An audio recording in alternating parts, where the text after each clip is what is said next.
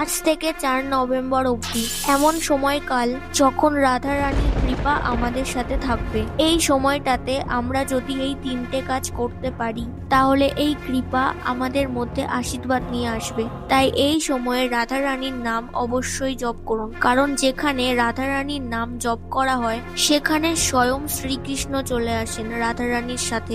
Number 2, Radha রানীর মূর্তির সামনে তেলের প্রদীপ না জ্বালিয়ে ঘি দিয়ে প্রদীপ নিবেদন করুন, যার দ্বারা আপনার জীবনের যত অন্ধকার আছে সব দূর হয়ে যাবে। আর সবচেয়ে ইম্পর্টেন্ট, সেটা যদি সম্ভব হয় তাহলে এই সময় বিছানাতে না ঘুমিয়ে মেঝেতে ঘুমাবেন, কারণ এই সময় পৃথিবীতে যত ভালো এনার্জি আছে সব এনার্জি একসাথে সংগ্রহ হয়ে আমাদের বডিতে অ্যাবজর্ব করে। আর এই ভিডিওটা দরকারি নয় আপনি এই ভিডিওটা কবে দেখছেন, আর এই ভিডিওতে আমি যা যা বললাম সেগুলো আজ থেকেই করা শুরু করে দিন। আর এই কাজগুলো যদি আপনি করতে পারেন তার কিছুদিন পর থেকেই আপনার লাইফে ম্যাজিক দেখতে পারবেন। আর রাধারানীর কৃপা যার যার জীবনে পড়বে তার জীবন ধন সম্পদ টাকাতে ভরে যাবে, আর মনস্কামনা তাদেরও পূরণ হবে যারা কমেন্টে রাধে রাধে লিখবে।